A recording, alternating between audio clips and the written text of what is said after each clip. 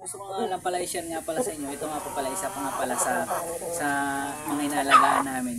Ayan, meron nga pala akong gustong ito i-share sa inyo itong alaga ko na to. Actually ito, cross ano nga pala to.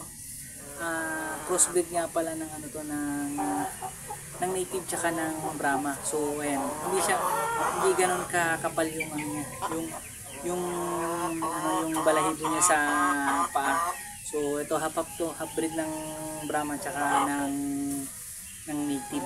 So hindi siya ganoon kakapal yung ano niya. Unlike do sa previous ko na may inalagaan ako nung nakaraan na Brahma na talaga napakapal talaga nung balahibo niya sa parting paa dito sa parte nito. Pero to kasi hindi masyado. Ayan, medyo ano lang siya.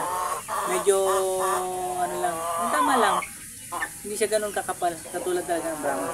Oo nga pala, ay nga pala din nga pala sa ano, nag-research nga pala ako about sa Brahma at ayun, nakita ko nga pala na nauna pa lang pinarami ko sa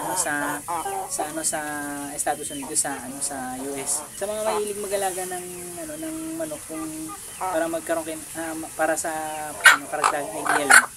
Ayun, yung mga pala na. Pwede niyo tingnan sa Wikipedia kung ano yung klase ng manok yung Brahma. Yung Brahma ay isang Amerikanong lahi ng manok. Ito ay pinaniniwalaan na ito ay unang pinarami sa Estados Unidos. Sa Amerika unang dumami to. Tapos mula sa ibong na import mula sa China port ng Shanghai. Tapos naging pangunahing lahi ng karne ng Amerika mula nung 1850s tsaka hanggang 1930s. So ayun nung 1850s unang dumami yung lahi ng Brahma. So ito guys, actually malalaki yung mga Brahma. So tumitimbang sila ng sa mga lalaki, tumitimbang sila ng 5 kilos sa mga babae 4.5 kilos na ganoon.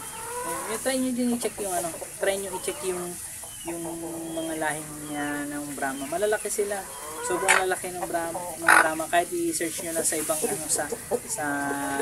sa Wikipedia or kaya sa YouTube, pwede niyo rin panoorin kung anong klaseng lahi yung mga Brahma. Malaking lahi. Ayan. Ayan, Brahma. Yan yung lahi ng Brahma native. Actually, meron nga pala akong meron akong 3 pirasong ganito. Tapos meron na rin ako mga pina-incubate na itlog na itong mga gantong lahi. So, ayan, isa pa ito sa sinusubukan kong paramihin.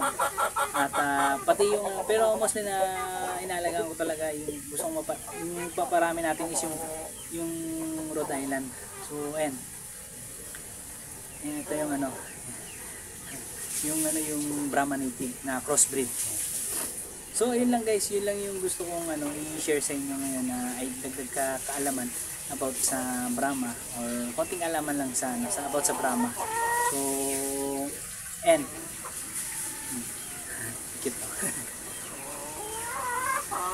crossbreed Brahma native. Tingnan niyo yung balahibo niya sa paa. Hindi siya ganoon kapal katulad talaga ng talaga na Brahma. So yun lang guys, ito lang yung gusto kong i-share sa inyo. So sana makadagdag sa kaalaman ninyo. And bago ko tapusin itong video na to, kung hindi pa nakasubscribe sa akin channel, huwag mo na kalimutan na mag-subscribe sa akin channel at i-click din yung notification bell at follow nyo na rin ako sa akin Facebook page. So yun lang guys, thank you nga pala at see you on my next vlog. Bye bye and God bless.